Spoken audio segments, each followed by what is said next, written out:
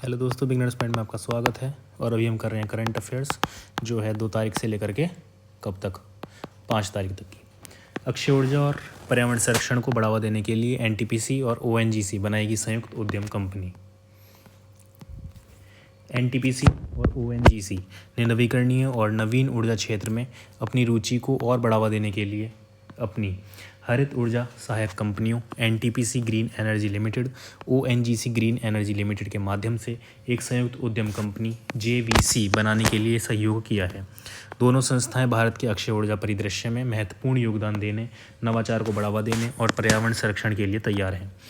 विद्युत मंत्रालय ने सोमवार को एक बयान जारी कर बताया, भारत ऊर्जा सप्ताह 2024 के दौरान 7 फरवरी 2024 को संयुक्त उद्यम समझौते पर हस्ताक्षर करने और निवेश और लोक परिसंपत्ति प्रबंधन विभाग और नीति आयोग से आवश्यक वैधानिक अनुमोदन प्राप्त करने के बाद एनटीपीसी ग्रीन एनर्जी लिमिटेड ने ओएनजीसी ग्रीन एनर्जी लिमिटेड के साथ 50-50, 50-50 संयुक्त उद्यम कंपनी के निगमन के लिए कॉरपोरेट मामलों के मंत्रालय को एक आवेदन प्रस्तुत किया है। प्रधानमंत्री मोदी 13 नवंबर को बिहार के दरभंगा में एम्स का करेंगे शिलान्यास।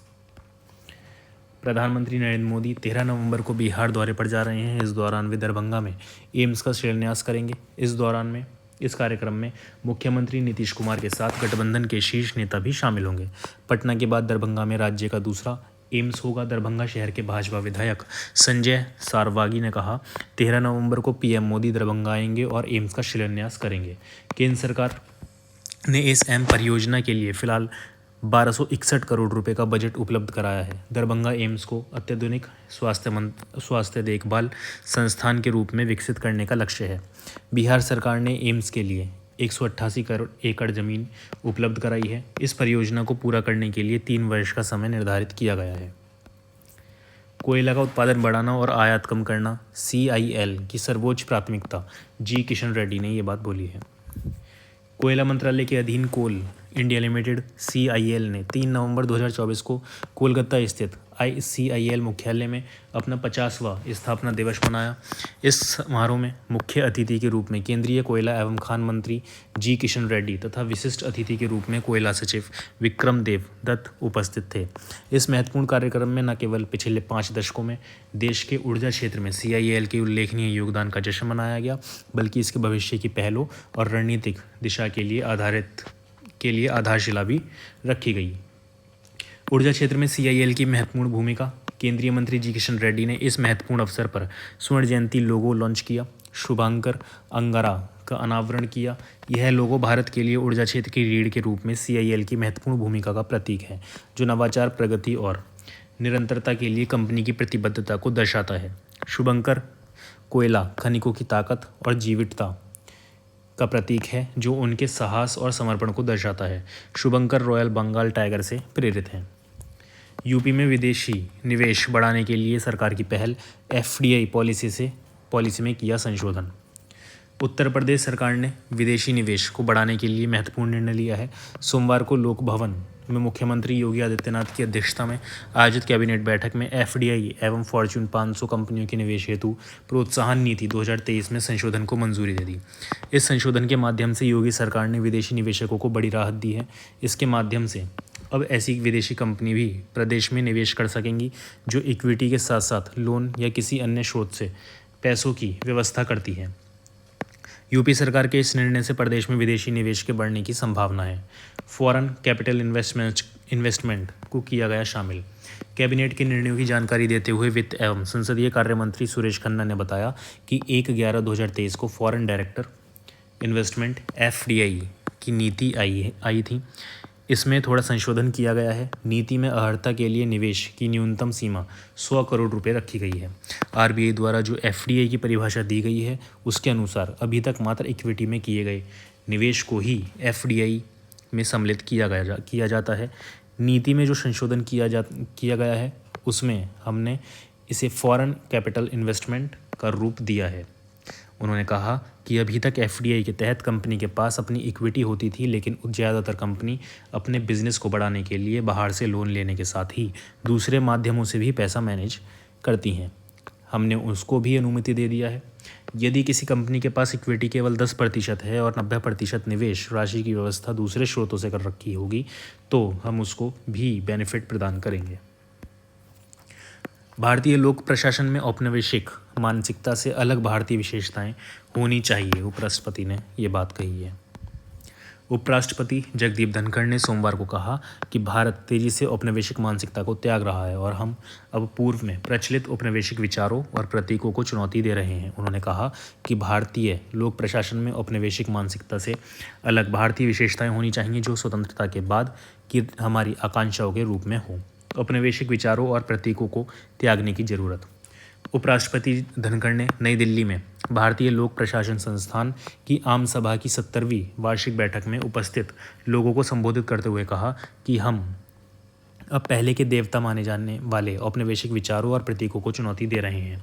किंग्स वे अब कर्तव्य पथ पर बन गया है और रेस कोर्स रोड लोक कल्याण मार्ग बन गया है।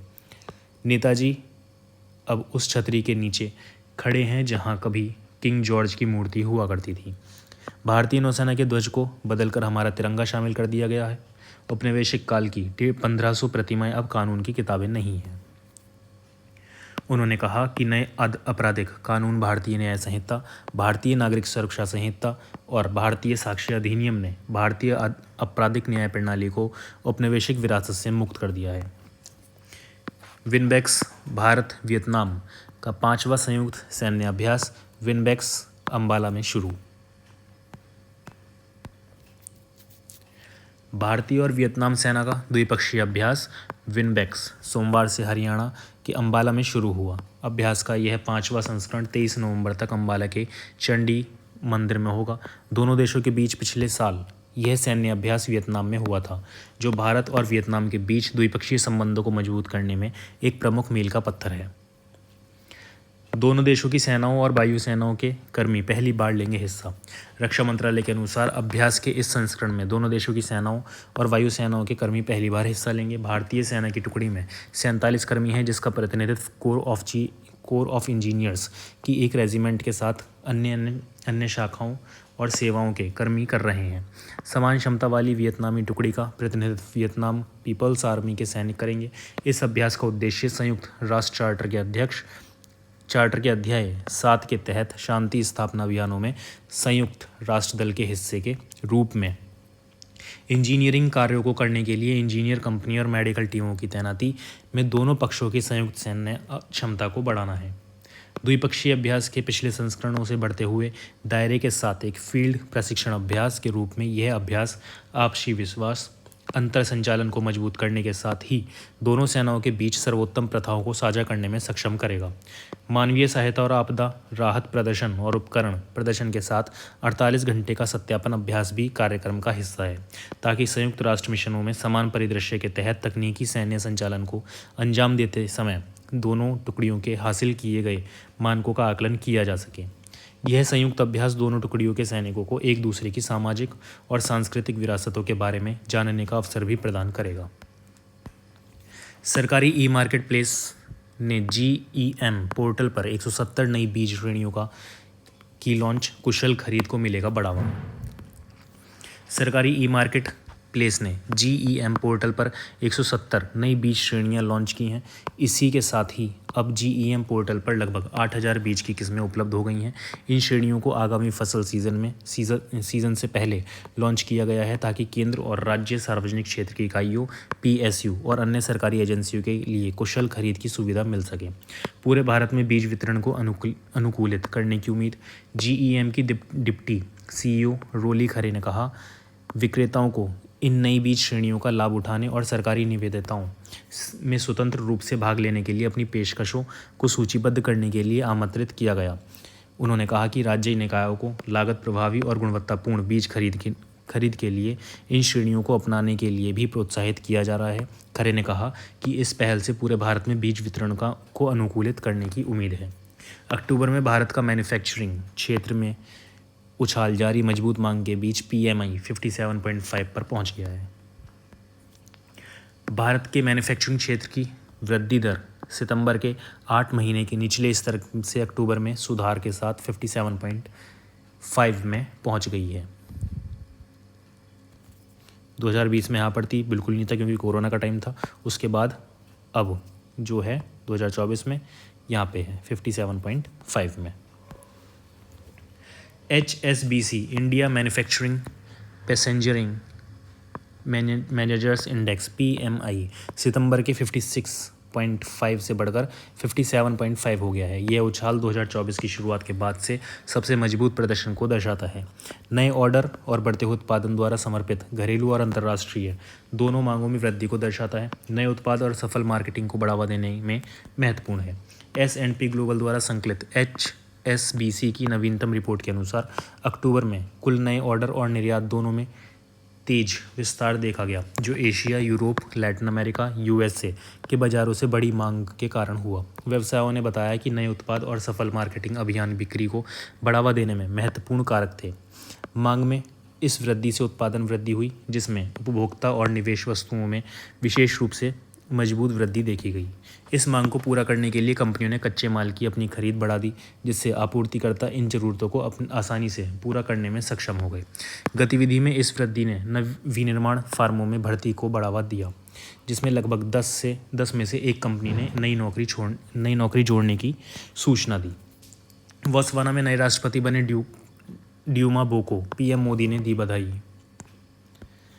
बोत्सवाना में 58 साल से सत्तारूढ़ पार्टी को हराकर नए राष्ट्रपति बने ड्यूमा बोको इस वक्त पूरी दुनिया में चर्चा के केंद्र बन गए हैं। PM मोदी ने बोत्सवाना का राष्ट्रपति निर्वाचित होने पर ड्यूमा बोको को आज रविवार को बधाई दी और उनके सफल कार्यकाल की कामना की। प्रधानमंत्री ने साथ ही कहा कि वह द्विपक्षीय संबंधों को और मजबूत करने के लिए बोको के साथ निकटता से काम करने के इच्छुक हैं। भारतीय सैनिकों ने डेमचौक में LAC पर गश्त की शुरुआत की। भारतीय सेना ने 4.5 साल के बाद डेमचौक में गश्त फिर से शुरू कर दी है तथा चीन के साथ तनाव कम करने के लिए सेना की वापसी के बाद देपसांग में भी गश्त जल्दी ही शुरू हो जाएगी। मामले से अवगत लोगों ने शुक्रवार को बताया, भारतीय सेना ने लगभग 4.5 साल के अंतराल के बाद पूर्वी लद्दाख के डेमचौक में अपनी गश्त गतिविधि फिर से शुरू कर दी है और वह जल्दी ही देपसांग में गश्त शुरू करेगी, जिससे विवादित वास्तविक नियंत्रण रेखा LAC के साथ 2 अग्रिम क्षेत्रों में ज़मीनी स्थिति अप्रैल 2020 से पहले जैसी हो जाएगी। जब भारत चीन सैन्य गतिरोध शुरू हुआ था, मीडिया रिपोर्ट्स के अनुसार देपसांग में गश्त 1 या 2 दिन में शुरू हो सकती है। भारत और चीन के बीच एक महत्वपूर्ण समझौते के बाद पूर्वी लद्दाख में वास्तविक नियंत्रण रेखा LAC पर गतिरोध वाले 2 स्थानों डेमचौक और देपसांग में सैनिकों की वापसी पूरी हो गई है और जल्द ही इन जगहों पर गश्त शुरू कर दी जाएगी। ज्ञात हो, गुरुवार को दिवाली के मौके पर LAC पर कई सीमाओं पर दोनों पक्षों के बीच मिठाइयों का आदान प्रदान हुआ। और इसी के साथ करंट अफेयर्स आपकी हो जाती है समाप्त। धन्यवाद।